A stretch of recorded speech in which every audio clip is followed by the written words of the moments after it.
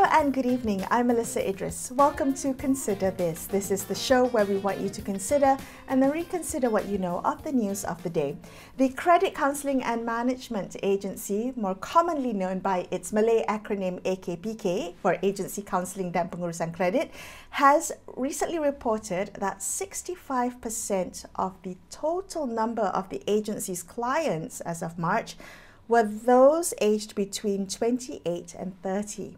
Now that's about 53,000 youths aged 30 and below that are seeking AKPK's help to restructure their debts, and that's worth nearly 1.9 billion ringgit in total. So tonight on the show, we will delve into the implications of this staggering statistic. But first, I'd like you to consider what systemic factors are contributing to the financial struggles that are faced by young Malaysians today. So joining me on the show, I have Clare Walker, who is the CEO of the Financial Industry Collective Outreach, better known as FINCO, which is a non-profit organization that was set up by the financial industry to deliver educational initiatives to underprivileged children and youth. So Clare, thank you for being on the show with me today. Given this alarming statistic from AKPK regarding the enormous amount of debt amongst that young Malaysians are burdened with, I'm just wondering what underlying factors do you believe to be driving youth debt? What's driving this issue? Hi, Melissa. Thank you for having me. Perhaps first of all, I can just outline what we mean by financial literacy, because that's often talked about when we talk about debt and also in relation to accumulating wealth as well. So when we look at financial literacy, we talk about the kind of knowledge about financial matters, behaviors, attitudes, and skill set and habits. So when you look at all of those things, and if we talk about whether somebody is financially literate, actually what we're talking about is what do they know, what can they do, how can they protect their money, how can they make their money work for them to achieve financial well-being. So when it comes to looking at the reasons why so many young people are getting into unmanageable debt, we can trace this back to actually a very early age when they're learning about managing money from their parents at school, from their peers, from things that they see online. And in fact, FINCO did a survey with teenagers, about 1,100 teenagers aged 15 to 19 last year. And we found that 75% of them had low to medium levels of financial literacy. And what was particularly concerning is the low levels of financial knowledge, because that has an impact on their attitudes and also their behaviors. So when we looked at our findings, and then we also looked at the surveys and research that had been done with older people in Malaysia, we can see a correlation there in terms of the percentages and in terms of their financial knowledge in particular. Right. Clare, I don't have kids myself, and I'm not sure what the current school curriculum is, but is there any financial literacy education in the current school system? There is, yes. So actually there are some really good elements of financial literacy embedded across several different subjects. So subjects that you would expect, like mathematics, but also I believe in Islamic studies and also in Malay. So I think the question is, are the teachers signposting it as something that is connected to students' real life, something that they're going to need the minute that they get out of school? For example, whether they're going to work or higher education, they're going to have to manage their own finances. Mm-hmm. And are the teachers themselves equipped with financial literacy and knowledge themselves as well? So I think that's the challenge that they're facing. And what I understand, which is really welcome news, is that under the new curriculum which I believe starts in 2027, there is going to be a financial literacy syllabus and entrepreneurship as well. So I'm looking forward to that. Well, what would you consider the must-haves in that new curriculum? What aspects of financial literacy would you like to see? And I know it goes with varying age and learning levels, but what underscores it? What would you like to ensure that we hit the mark? I think it depends on the age of the students, obviously. So what I believe is that it's got to be relevant to the here and now for those students. So if it's from an early age, it's about managing your pocket money and needs and wants. And when you get to the older students who are transitioning into the working life potentially, what does your first pay packet look like? When an employer offers you this salary of 2,000, are you going to get that in your hand, or do you have to plan for receiving much, much less? And then what's the cost of living? How do you balance everything out? So it's got to be before they have to make those consequential financial decisions that may or may not get them into trouble from a very early age. Well, there's also this prevailing notion that young people get into trouble with money or get into debt because of what some people say are, excessive spending fueled by a social media driven lifestyle. And I'm just wondering whether this is a fair assumption. Is this fair to young people? Whether this narrative aligns with the realities that you have observed in your work. What do you think, Claire? Yes, I definitely think there's a lot of truth in it. I think there's always that age-old peer pressure that comes into having, wanting what the friends in your social circle have. I think what's changed is that your social circle online is much wider. You get to see a very small snippet of people's lives. They show you what they want you to see. So you don't know whether somebody has saved up hard for that nice bag that they have, or whether they've gone without meals or got themselves into debt to afford it. So I think there is immense pressure online. There's a lot more access to online shopping as well. So shopping is easier. There's not much time for you to go around, browse, go home, think about it. It's very instant. And what our survey told us as well is that 65% of students, in a way, they know that they should save, they know that they should budget, but they do value instant gratification over long-term planning.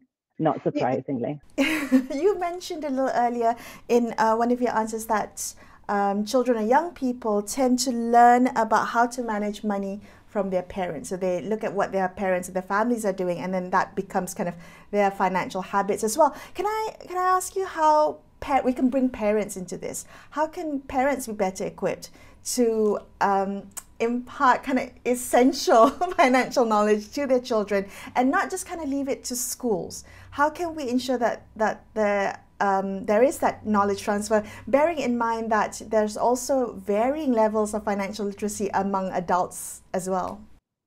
Yeah, I think it's about bringing it back down to the basics and things that we do on a day-to-day basis. There is a real taboo around talking about money amongst families. And it's not about revealing how much you earn or how much is going out or what's in your bank account, but just those simple things that we can do from young, like getting them involved in the supermarket shopping, comparing prices. How many kids know how to compare prices when it comes to the cost per 100 grams or something like that? So getting them involved in those basics, giving them, if you can afford it, giving them a week's pocket money instead of a day's pocket money. So they have to learn about needs and wants. Just giving them the opportunity to actually utilize money. And something that I used to do with my children is if they ask for something, obviously if it's a necessity, that's different. But if it was something that they'd want, I would say, well, let's see if we've got money at the end of the month, because I wanted them to know that money comes and goes, and I work on a salary basis. So it's simple things. And actually, by the time it got to the end of the month, they'd forgotten that they actually wanted it most of the time anyway. So it's not, we don't have to have extremely high levels of financial literacy as a parent to instill good habits into our children. We just have to be mindful and remember to include it in our day-to-day life and conversations. Right. Well, coming back to the issue of the rising youth debt, and when you talked about how easy it is to go shopping online, it's just a click away, it got me thinking that actually we've also got investment apps that are just a click away as well. But with that, the rise of fraudulent scams, we have all these schemes now that can also be a trap for young people.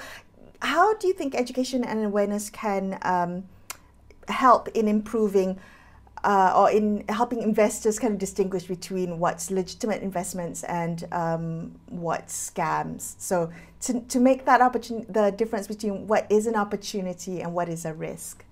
Yeah, it comes back to financial knowledge and knowledge of products and services. So there are a lot of the financial institutions are playing a big role, including through FINCO, in educating consumers about their products and what's real and what's fake. And it also, you know, is linked to critical reading skills, which I think we know is also an issue that needs addressing amongst young people. So if you should be able to look at an advert or a website and be able to take a critical look at it and say, is this normal? But also financial knowledge, knowing how to what's normal in terms of interest rates. So if somebody is offering you a 20% interest rate, if you have good financial knowledge of those kind of products, if you've done your homework, then you know that that's unlikely to ever happen, and it's probably a scam. But I think young people are so comfortable online. The trust levels are very, very high. So we just have to learn, teach them to be, what are the red flags? And there is a lot of really great, there are a lot of great websites out there through either the financial associations, financial institutions themselves, AKPK, Financial Education Network. It's just about highlighting where can they go for good advice that will flag up these fraudulent practices. Right. Well, speaking about the responsibilities of the financial industry itself, so there are some people who argue that the financial industry bears some responsibility for the rising debt among young people. How does FINCO view that? The role of financial institutions in promoting responsible borrowing? Yeah, so I think it's actually a joint responsibility. So you can, I mean, every industry promotes something to young people, and it's not all good for them. So it's about, again, coming back to instilling from a very young age good habits. Because yes, we have access to junk food, we have access to cigarettes, alcohol, all sorts of things that are bad for us. But we have to learn to moderate ourselves. So I think the financial industry does take it seriously. They work very closely with us. There's the the National Strategy for Financial Literacy, and we all work together and pull together on achieving the goals set out there. What part of that is protecting consumers. So I think there is work being done. But we all play a role in amplifying that, including the media. So it's great to be here today to talk about it. Yeah. I appreciate your time, Claire. Thank you so much for being on the show. Clare Walker there from the Financial Industry Collective Outreach. We're going to take a quick break here and consider this. We will be back with more on this topic. Stay tuned.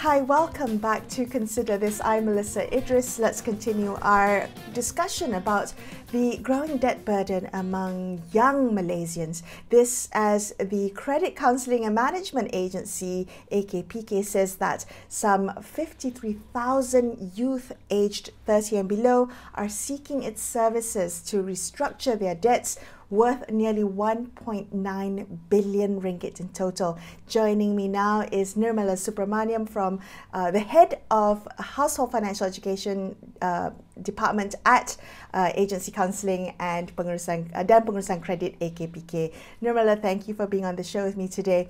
AKPK's data revealing that there's a significant portion of its clients being young adults seeking debt restructuring. I'm just wondering how you're interpreting this data. How concerned are you about this? How concerned should we be about this? I think about debt has when we look at it, if we are starting early, we are already in debt. I think that's something that we all should be concerned of. And thanks, Melisa, for having us. And when we look at our statistics in AKPK, the majority of them who are coming to us with debt issues are those between the age of 35 to 45. And I would say that this is also in line with those who are declared bankrupt. Yeah, the age group are also along this. And this is because at this point, this age, during, when you're 35 and above, this is when I think commitment really grows, when you are getting married, you are starting a family, your parents are getting older. But this is due to that when they were younger, the management did not take place. We are more focused at living for the moment. You only live once, YOLO and FOMO and all those. So the seriousness in looking into their finances doesn't start yet. It's like I will look at it when later, probably when I start a family or probably when I'm more committed and, things like that. So that's why we look at this. If we were to see them at a young age already getting in problems, so it's even going to be tougher at a later age when commitment really grows, So that's why we are very concerned when we look at the numbers rising, and when we look at, the youth getting into financial problems. And when we to see why they get into financial problems, we were to look into that. We have summed up to 4 main reasons. One of it is lifestyle. Like I mentioned, not, wanting to meet their peer pressures, and the youth now is all about investing in experience, gaining the lifestyle, the moment to picture in social medias and things like that. And number 2, we see is also the lack of knowledge. This is also interesting because sometimes we are not aware of the type of commitments we get ourselves into.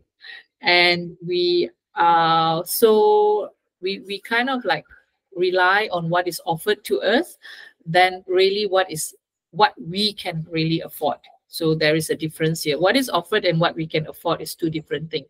So there is a gap there. So that's where we say the knowledge comes in. And then we also look at another reason that we cannot avoid. These are circumstances, sometimes sudden loss of job, sickness, illness. So this is where the lack of protection or the lack of preparedness for emergencies is not there. So, so this is also another reason. And another interesting reason is also greed. Sometimes they want to get rich fast and they get into these financial scams. And, that's where greed comes in. So these are a few of the reasons that we see why one gets into financial problems.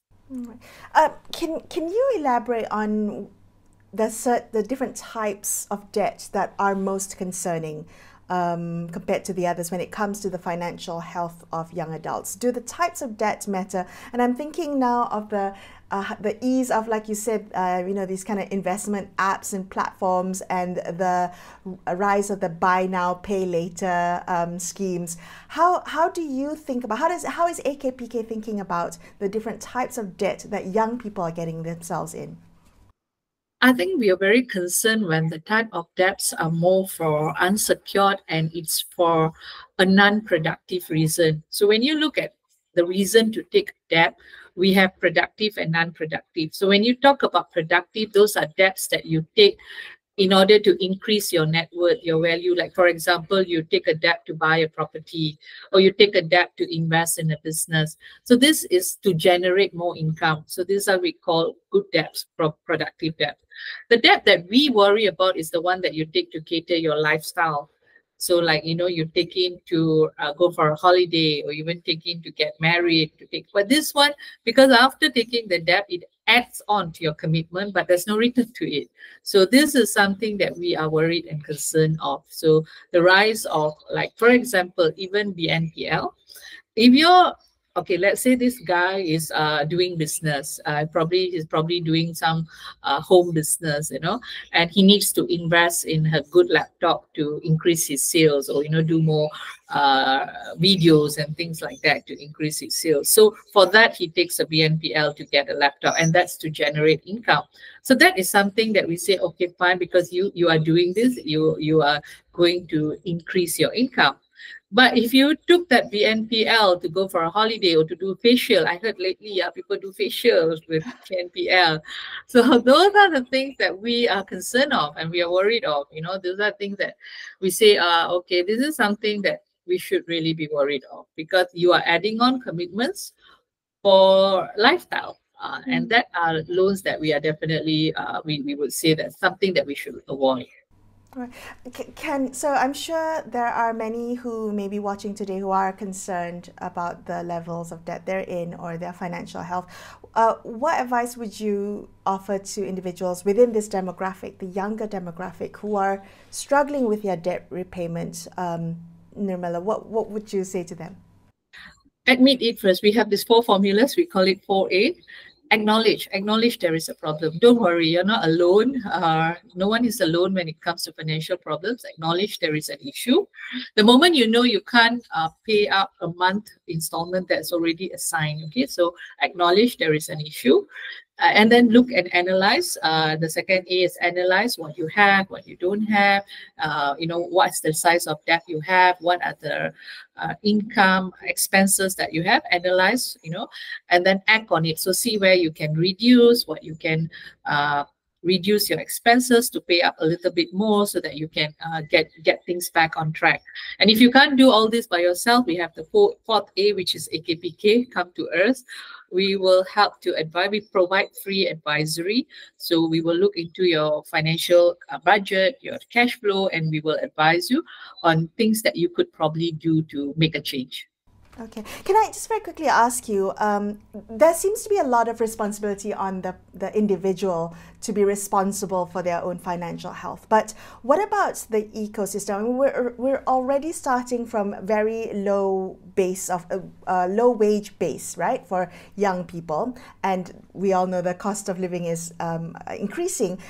Are there ways for the ecosystem to also act responsibly in mitigating this youth debt problem? I'm thinking also about the role of financial institutions in promoting responsible borrowing, about these investment platforms, about these buy now, pay later schemes, even the role of the government. Do you have any thoughts on that, Nirmala?